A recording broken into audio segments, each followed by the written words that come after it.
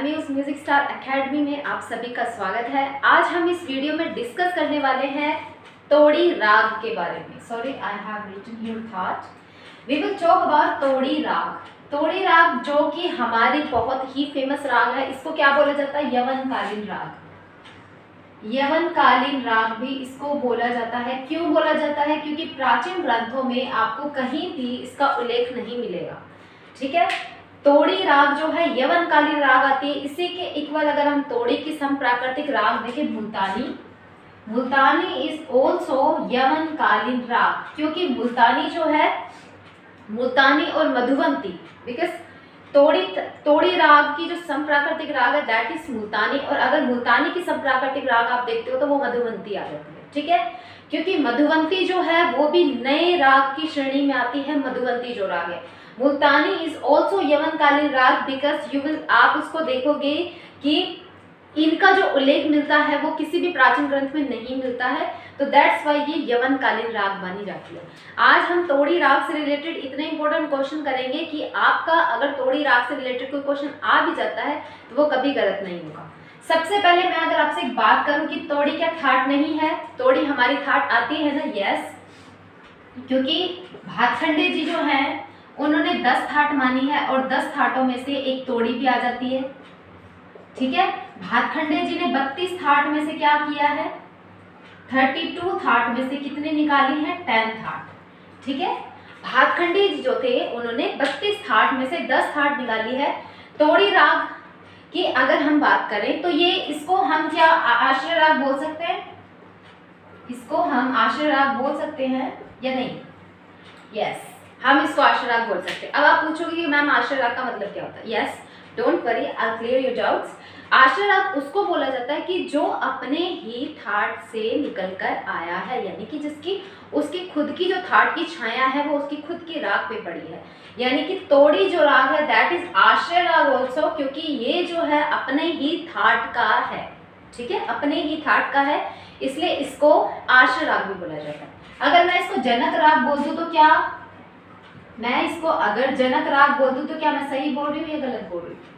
अगर मैं इसको जनक राग बोल दूं तो क्या मैं सही हूँ या गलत हूँ? Of course I am right, क्योंकि ये जनक राग भी है। क्यों है जनक राग? क्योंकि तोड़ी एक थाट भी है, हम सभी जानते हैं तोड़ी क्या है? एक थाट है। इसको जनक राग इसलिए बोला जाता है क्योंकि आप एक चीज नोटिस करो कि तोड़ी थाट के अंतर्गत कितनी रागें आ जाती हैं, जैसे कि हमारी मधुवंती, मुल्तानी। अभी मैं आपको यही एग्जांपल दे रही हूँ। ठीक है, मधुवंती, मुल्तानी। ठीक है, ये किसकी राग के अंतर्गत आती है? मधुवंती, मुल्तानी, यानी कि तोड़ी थाट की है। ये तोड़ी थाट की इसको बोल सकते हैं हम। तोड़ी राग को जनक थाट बोल सकते हैं या नहीं बोल सकते? अगर मैं आपसे क्वेश्चन पूछूं कि हमारे हिंदुस्तानी संगीत में जनक राग कितनी मानी गई है, तो आप क्या जवाब दोगे? कि 10 मानी गई है। और मैंने अगर आपसे ये पूछा कि हमारे हिंदुस्तानी संगीत में आश्रय राग कुल कितनी मानी गई है, आज तक कभी ये क्वेश्चन पूछा नहीं गया है, लेकिन अगर आपसे कभी फ्यूचर में पूछा जाता है तो that's why you should have to aware. ठीक है, अगर मैंने आपसे पूछा कि भाई हमारे हिंदुस्तानी संगीत में जनक राग कितनी मानी गई है, तो आप कहोगे मैम 10 है। क्यों है जनक राग? क्योंकि ये 10 थाट से हैं। ठीक है, इसलिए इसको जनक राग बोलते हैं। अगर मैंने आपसे पूछा कि आप हमारे हिंदुस्तानी संगीत में थाट कितने, तो आप बोलोगे मैम 10 है। अगर आपसे पूछा जाए कि भाई तोड़ी हमारे हिंदुस्तानी संगीत में आश्रय राग कितने हैं, आप उसका भी जवाब यही दोगे कि वो भी 10 है। ठीक है, तो आप अपनी जगह पे सही हो, क्योंकि इन सभी का आंसर जो राइट होगा वो 10 ही होगा। क्योंकि तोड़ी राग जो है एक जनक राग की श्रेणी में भी आती है या नहीं आती? तोड़ी राग जो है ये जनक राग हम इसको इसलिए बोल रहे हैं क्योंकि इसने तो काफी सारी रागों को जन्म दिया है, इसलिए इसको जनक बोला गया है कि इसी थाट से काफी सारी रागें निकल कर आई है, दैट्स वाई इसको जनक राग बोला गया है। अगर मैं ऐसे बोलूं, अगर मान लो आपसे कभी ऐसा क्वेश्चन पूछा जाता है कि इनमें से कौन सी जनक राग नहीं है, जैसे मैंने आपको क्वेश्चन में दे दिया Todi, Marwa, Madhuvanti and last option is here Khamaj. मैंने आपको ये क्वेश्चन दे दिया कि बताओ भाई इनमें से कौन सी जनक राग नहीं है, या फिर मैंने आपसे क्वेश्चन ये भी पूछ लिया कि इनमें से कौन सी आश्रय राग नहीं है, तो आप क्या जवाब दोगे? कि भाई मधुवंती नहीं है, क्योंकि मधुवंती तो जन्य राग है। क्या है? मधुवंती क्या है भाई? जन्य राग है। क्यों है? क्योंकि भाई आप ये समझ लो कि ये तोड़ी की बेबी है, यानी कि तोड़ी ने इनको जन्म दिया है। ठीक है, आप ये समझ लो कि तोड़ी जो है वो पापा बोलो उनको या मम्मी बोलो, और उनके बच्चे हैं ये मधुवंती हो गए, मुल्तानी हो गए, क्योंकि इनके थाट है ये उनसे निकल कर आए हैं। इन्होंने इनको क्या किया है? बोर्न किया है। दैट्स वाई ये जन्य राग हम बोल सकते हैं इसको।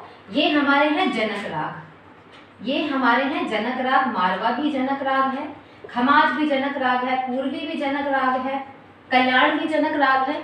जो हमारे 10 थाट है वो 10 के 10 हमारे जनक राग की श्रेणी में भी आते हैं, और वो 10 के 10 हमारे आश्रय राग भी कहे जाते हैं। ओके, अब मधुवंती की अगर हम बात करें, ये जन्य राग है। क्यों बता दिया मैंने? क्योंकि जनक इनके पापा जो है वो तोड़ी है, उन्होंने इनको क्या किया है? जन्म, मतलब कि इनके मम्मा पापा, इनके जो पेरेंट्स है वो तोड़ी है। ठीक है, तोड़ी ने इनको जन्म दिया है, तो मधुवंती क्या होगा? हमारा जन्य राग। ओके, तो हम आज तोड़ी, हमारा टॉपिक है तोड़ी राग। तोड़ी से रिलेटेड आज हम क्वेश्चन डिस्कस करेंगे कि तोड़ी जो है इससे काफी सारे क्वेश्चन आते हैं। स्पेशली देखो, तोड़ी से सबसे पहले क्वेश्चन क्या बनता है कि तोड़ी क्या जनक राग है? यस है। तोड़ी क्या आश्रय राग है? ऑफ कोर्स है। तोड़ी क्या जन्य राग है? नहीं, तोड़ी जन्य राग नहीं है, क्योंकि तोड़ी किसी थाट से निकलकर नहीं आया है, तोड़ी अपने ही थाट का है। ठीक है, तोड़ी आश्रय राग भी है, तोड़ी जनक राग भी है, तोड़ी थाट भी है, और तोड़ी जो है एक रागांग भी है। आपको पता है ना, नारायण मोरेश्वर खरे ने 30 रागांग माने हैं, यानी कि राग के अंग, जिसको हम अगर संधि विच्छेद करें इसका, तो इसका मतलब होता है रागों के अंग, जो कि रागांग जो है वो 30 माने गए, नारायण मोरेश्वर खरे जी ने माने हैं। उसमें एक तोड़ी भी आपको देखने को मिलेगा। ठीक है, तो हम बोल सकते हैं क्या है? तोड़ी क्या है? एक रागांग भी है, तोड़ी एक जनक राग भी है, तोड़ी एक थाट भी है, और तोड़ी एक लास्ट में क्या है? आश्रय राग भी है। आई होप कि इतना आपको समझ में आया। अब मान लो आपसे क्वेश्चन पूछा जाता है कि इनमें से कौन सा, जैसे मैंने आपसे क्वेश्चन पूछा, इनमें से कौन सा तोड़ी का जन्य राग है? मैंने आपसे ये क्वेश्चन पूछा कि इनमें से कौन सा तोड़ी का जन्य राग है। मैंने ऑप्शन में दे दिया आपको बरवा, ऑप्शन बी आपको दे दिया तिलंग, ऑप्शन सी आपको दे दिया Rewa, and option D is here Madhubani.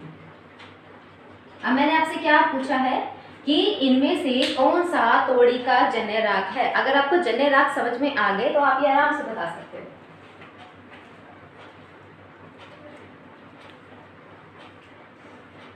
अगर आपको ये समझ में आया तो आप बता दोगे कि भाई मैम ने बताया कि जो जन्य राग जो होते हैं वो अपने थाट से निकल कर आते हैं, यानी कि मधुबंती को हम जन्य राग बोल सकते हैं। तोड़ी का पूछा है मैंने आपसे, अगर मैं खमाज का पूछती तो तिलंग हो जाता, ठीक है, रेवा भी हो जाता। मैंने आपसे तोड़ी का पूछा है तो मधुबंती हो जाएगा हमारा, मधुबंती जो है वो तोड़ी का हो जाएगा ना। यस, चलिए अब हम बात तोड़ी राग की कर रहे हैं। तोड़ी राग से रिलेटेड आपके क्या क्वेश्चन बन सकते हैं वो सब कुछ हम इसमें डिस्कस करने की कोशिश करेंगे।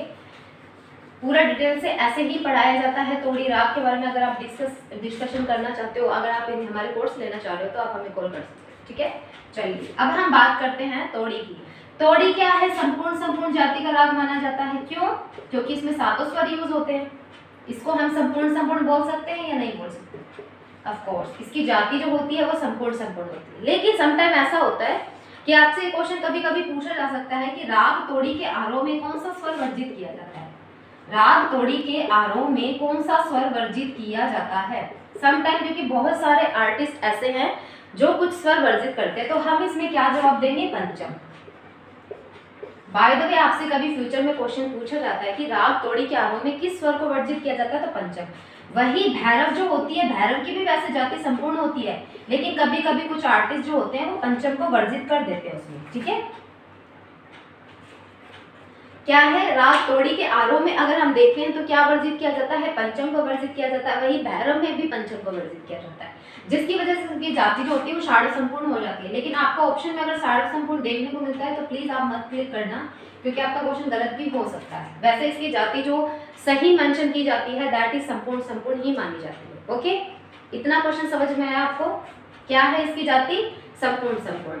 और अगर हम बात करें इसकी जो वादी स्वर है, यानी कि मैंने आपसे पूछा राग तोड़ी का राजा स्वर कौन सा है, राग तोड़ी का राजा स्वर कौन सा है, या फिर इसका मंत्री स्वर कौन सा है, यानी कि संवादी।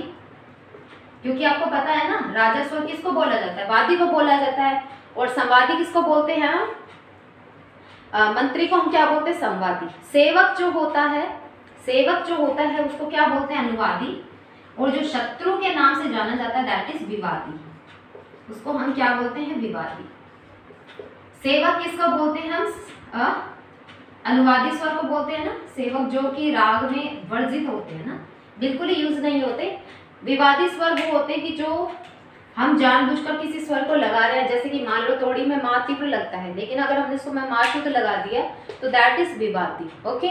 और जो स्वर, मान लो कि मैंने आपसे पूछा कि मैंने आपको ये बात बोली है कि राग तोड़ी के आरोह में कभी कभी पंचम वर्जित किया जाता है, तो हम इसको बोल सकते हैं पंचम को अनुवादी स्वर। पंचम को हम अनुवादी स्वर बोल सकते हैं ना, क्योंकि हम उसको क्या कर रहे हैं, बिल्कुल छोड़ रहे हैं, बिल्कुल स्किप कर रहे हैं।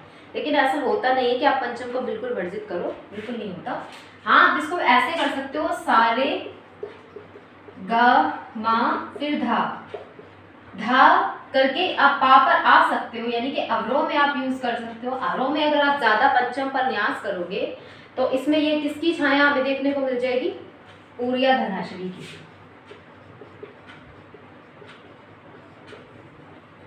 ओके, ये छाया आ जाती है किसी न किसी राग की, अगर आप किसी पे ज्यादा फोकस करने लग जाओ तो। क्या है इसमें, क्या होते हैं, मान लो आपसे कभी क्वेश्चन पूछा जाता है कि राग तोड़ी में कौन सा स्वर जो है वो विकृत प्रयोग नहीं होता।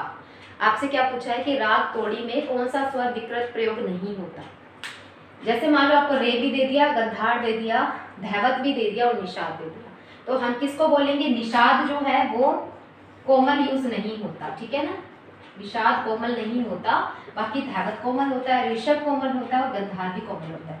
अगर आपसे कभी ऐसा पूछा जाता है कि देखो माँ शुद्ध हमें पता है, लेकिन अगर आपसे कभी क्वेश्चन पूछा जाता है कि कोमल माँ कौन सा है, तो आप माँ तीव्र को प्रेफर करोगे या फिर माँ शुद्ध को प्रेफर करोगे। अगर आपसे कभी पूछा जाता है कि कोमल माँ कौन सा है, उसमें आप माँ तीव्र को प्रेफर करोगे या माँ शुद्ध को। तो देखो, जब भी कोमल माँ पूछा जाता है ना आपसे, तो माँ शुद्ध को बताओगे। किसको बताएंगे हम, माँ शुद्ध को। क्यों बताएंगे, क्योंकि आपको पता है 12 स्वरों में से 7 स्वर में से जो हमारा शुद्ध स्वर है उसमें सिर्फ मध्यम ही ऐसा है जो अपने स्वर से तीव्र है, यानी कि अपने शुद्ध स्वर से चढ़ा हुआ है। तो इसलिए आपको पता है कि हमारे हिंदुस्तानी संगीत में कोमल जो स्वर होते हैं उनकी जो पोजीशन होती है वो शुद्ध स्वर से नीचे होती है ना।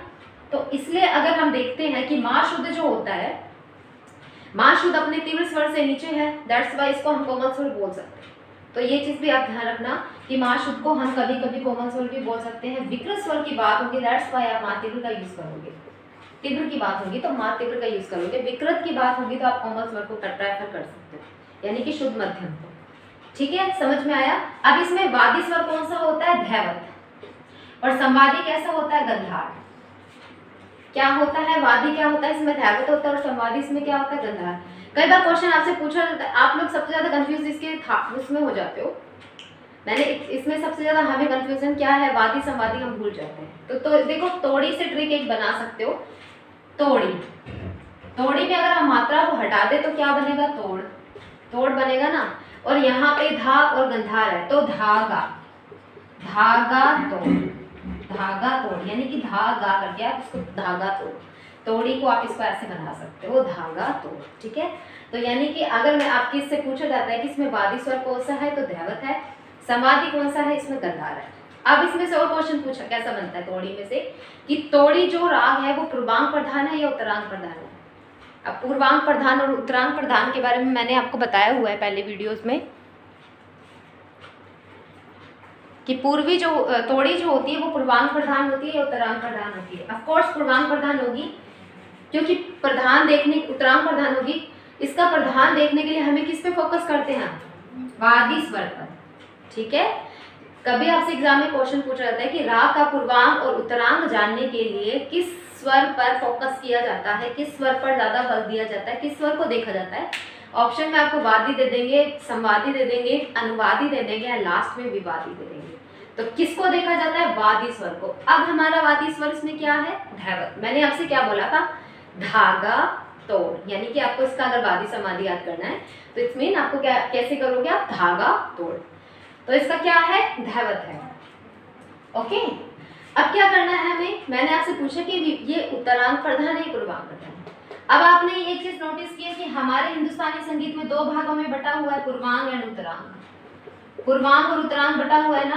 पूर्वांग को हम कैसे प्रेफर करते हैं, सारे ग म, लेकिन समटाइम ऐसा होता है कि 5 को नोटिस किया गया है, 5 को भी नोटिस किया जाता है, लेकिन हमारे हिंदुस्तानी संगीत में अभी इसको प्रेफर किया जा रहा है। तो इसी के हिसाब से अगर आप देखो तो धैवत किस में आ रहा है, उत्तरांग में आ रहा है कि नहीं आ रहा, उत्तरांग में आ रहा है। इस वजह से अगर मैंने आपसे पूछा क्वेश्चन कि क्या तोड़ी उत्तरांग प्रधान है पूर्वांग प्रधान है, तो आपका जवाब क्या होना चाहिए, उत्तरांग प्रधान है, क्योंकि धैवत जो है वो राग इसके उत्तर अंग में आ रहा है, ना कि पूर्व अंग में।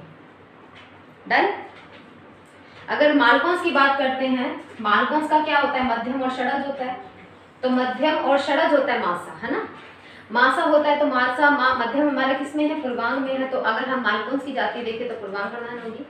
भैरव की भी उत्तरांग प्रधान होती है, क्योंकि उसमें जो वादी संवादी होता है वो कोमल धा और रे होता है, कोमल धा और रे होता है ना वादी संवादी, किसमें, भैरव में। तो ये भी क्या हुआ, हमारा उत्तरांग प्रधान हुआ।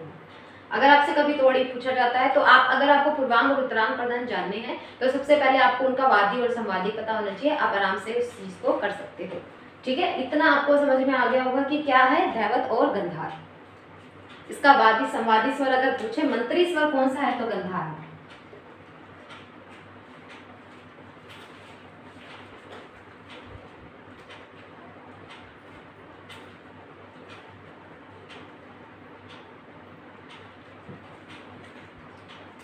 अगर इसकी प्रकृति कभी कभी देखी जाती है कि इसकी प्रकृति कैसी होती है, गंभीर होती है। प्रकृति कैसी होती है इसकी, गंभीर होती है। मुल्तानी की भी गंभीर होती है, क्योंकि इसकी संप्राकृतिक राग है, उसकी भी गंभीर होती है। और इसमें जो न्यास के स्वर होते हैं वो कौन से होते हैं, गंधार और धैवत।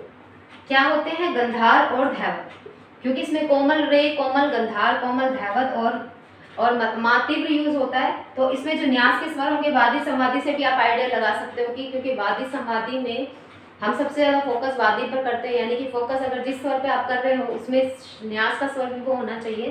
तो क्या होगा इसमें, गंधार और धैवत जो है न्यास का स्वर हो जाएगा, क्योंकि वादी और समाधि इसके धैवत और गंधार है, तो न्यास के स्वर भी गंधार और धैवत हो सकते हैं।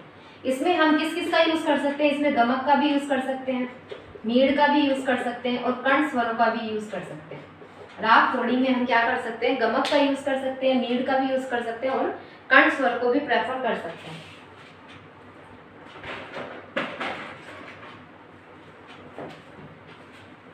इसकी प्रकृति कैसी आएगी, गंभीर आएगी। मैंने आपको बताया प्रकृति जो होती है इसकी गंभीर होती है, गंभीर की श्रेणी में इसको रखा जाता है। अब हम इसके कुछ अंग के बारे में बात कर लेते हैं कि इसके अंग कौन कौन से इंपॉर्टेंट है।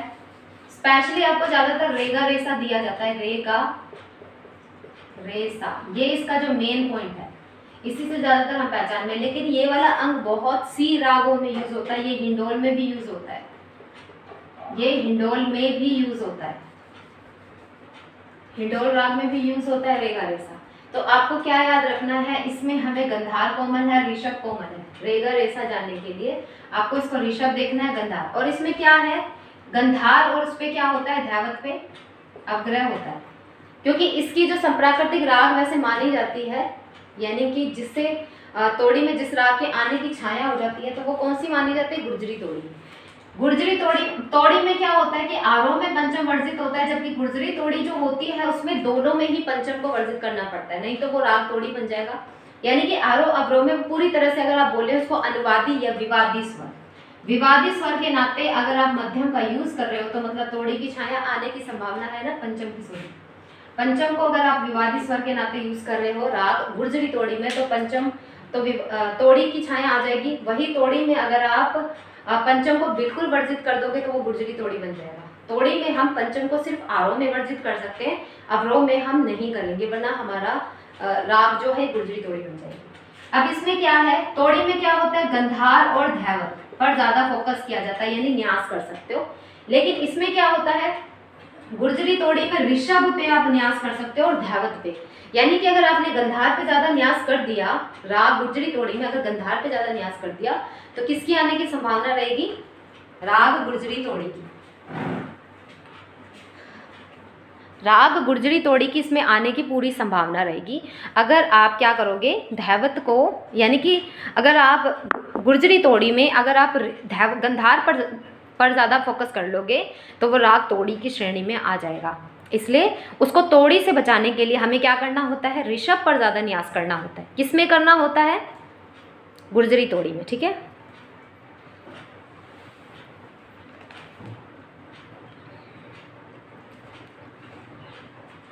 क्या है, जबकि उसकी जो जाति होती है गुर्जरी तोड़ी की शाड़व शाड़व होती है ना, क्योंकि पंचम तो दोनों में वर्जित होता है, तो शाड़व शाड़व होनी चाहिए उसकी जाति। तो कुछ चीजें आपको ऐसे ध्यान रखनी है इसमें, ठीक है, कि उसकी जाति जो होती है वो कैसी होती है, शाड़व शाड़व। इसका संप्राकृतिक राग माना जाता है ये गुर्जरी तोड़ी जो है, इसका संप्राकृतिक राग माना जाता है, और मुल्तानी भी माना जाता है। मुल्तानी भी इसी राग की श्रेणी में आता है, उसमें भी ऋषभ, गंधार और धैवत पर किया जाता है।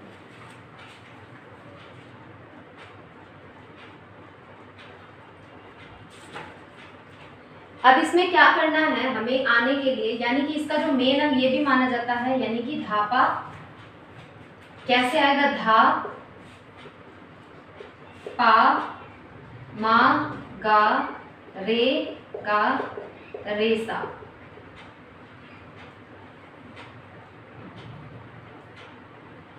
रे गा रे सा, यानी कि धा पे न्यास किया हमने, पा पे नहीं, धा पा, धापा, यानी कि धापा को आप ऐसे लेके आ सकते हो, धा के बाद पा लेना है, फिर मागा रेगा रेसा। और इसकी ये एक होती है कि इसमें मीड किसकी यूज होती है, धैवत और गंधार की। किसकी यूज होती है, धैवत और गंधार की मीड यूज होती है, जैसे कि गा रेगा रेसा, फिर नी धा, यहां तक फिनिशिंग अगर कर दें, गा रेगा रेसा नी धा, फिर यानी कि धा के बाद आपको गा की मीड लगा के जाना है, धा के बाद आपको गा की मीड लगाकर जाना है। ये इसका होता है जो गंधार पे न्यास करके आप इसको जा सकते हो, यानी कि धा गा करके, गा पर तो आपको वैसे भी न्यास करना है, लेकिन मीड आपको धागा की देनी है, फिर आप रेगा रेसा कर सकते हो, रेगा रेसा, गा रेगा रेसा, फिर धा गा नी धा, यानी कि मंत्र पंचम में। इसमें क्या है कि तीनों सप्तकों में आप इंपॉर्टेंस दे सकते हो, तीनों सप्तकों में ही ये राग जो है खिलता है, तीनों सप्तकों में ही, तीनों सप्तकों में ये राग खिलता है। लेकिन धागा की अगर आपको मीड देनी है तो वो मंत्र सप्तक से दोगे आप, धागा की मीड जो जाती है, जबकि वो होती है ना, क्या नाम है, राग यमन में हम किसकी मीड लेते हैं, पागा की। इसमें हम किसकी लेंगे, धैवत और गंधार की। धैवत और गंधार की इसमें राग तोड़ी में मीड ली जाती है, ठीक है। इसके कितने प्रकार हैं, इसके बहुत सारे प्रकार हैं। गुर्जरी तोड़ी हो जाता है, बिलासखानी तोड़ी हो जाता है, भोपाली तोड़ी हो जाता है, ठीक है, बहादुरी तोड़ी हो जाता है। तो इसके तोड़ी के भी प्रकार बहुत हैं, जैसे कि कानड़ा के 18 प्रकार माने जाते हैं, उसी तरीके से तोड़ी के भी बहुत सारे प्रकार हैं। भोपाल तोड़ी, बहादुरी तोड़ी, गुर्जरी तोड़ी, ठीक है, बिलासखानी तोड़ी, तो ये अलग अलग होते हैं इसके। ओके, कैसे है इसमें, इसमें धागा की मीड जाती है, तो थोड़ा सा आपको ध्यान रखना है कि इसमें मीड जो जाती है धागा की जाती है। अब इसमें क्या है कि हम डायरेक्ट मा पा धा करके नहीं जा सकते, मा पा धा करके नहीं जा सकते। जैसे कि मैंने आपसे कहा सारे गा, फिर यानी कि आप सारे गा से भी ये राग स्पष्ट हो जाता है, क्योंकि सारे गा अगर आप इसका एक टुकड़ा ले तो इससे भी स्पष्ट हो जाता है। फिर आपको क्या करना है, मा पा ना करके मा धा पा, मा धा पा करोगे, फिर मा गा रेगा रेसा। स्पेशली जो इसका रागांग अगर हम देखें, नारायण गौरेश्वर के जो 30 राग हैं उसमें जो तोड़ी राग का मेन टुकड़ा माना जाता है वो क्या माना जाता है, मागा रेगा रेसा, यानी कि रेगा रेसा से ज्यादा आइडिया लग जाता है कि ये तोड़ी थाट का है।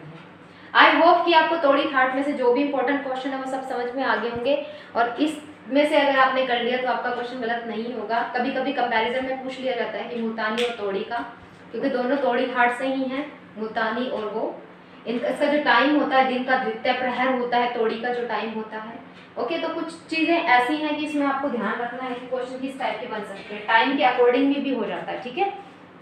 दिन का दूसरा प्रहर होता है इसका जो टाइम होता है, क्योंकि हमने उत्तरांग अंग में आया, उत्तरांग अंग में क्या आया, धैवत आया है। धैवत जो होता है उत्तर अंग में होता है, कि यानी कि दिन के 12 बजे से रात के 12 बजे तक की बात हो रही है, उस टाइम पे ये द्वितीय प्रहर हो सकता है, इसका द्वितीय प्रहर हो सकता है, क्योंकि पंचम होता तो शायद ये प्रथम प्रहर की श्रेणी में आ जाता। यहाँ पे धैवत है तो इसलिए दिन का द्वितीय प्रहर की श्रेणी में आ जाएगा। ओके, और अगर यहाँ पे गंधार होता तो ये क्या ज़्यादातर, अगर मैं देखूँ, अगर यहाँ पे गंधारवादी स्वर होता तो ये रात्रि का द्वितीय प्रहर आ जाता। क्यों आ जाता? क्योंकि रात्रि का द्वितीय प्रहर इसलिए आ जाता क्योंकि इसके अंदर अगर आप देखो तो सारे गामा यानी कि पूर्व अंग में आ रहा है ना गंधार, तो अगर देखो तो रात्रि का, तब तक तो रात्रि का द्वितीय प्रहर स्टार्ट हो ही जाता, ठीक है ना। तो इस तरीके से ही है। आई होप कि आपको ये क्वेश्चंस इसमें जो भी इंपॉर्टेंट है समझ में आ गए होंगे। अगर आपको ये वीडियो पसंद आई तो प्लीज़ लाइक जरूर करना। Thank you so much.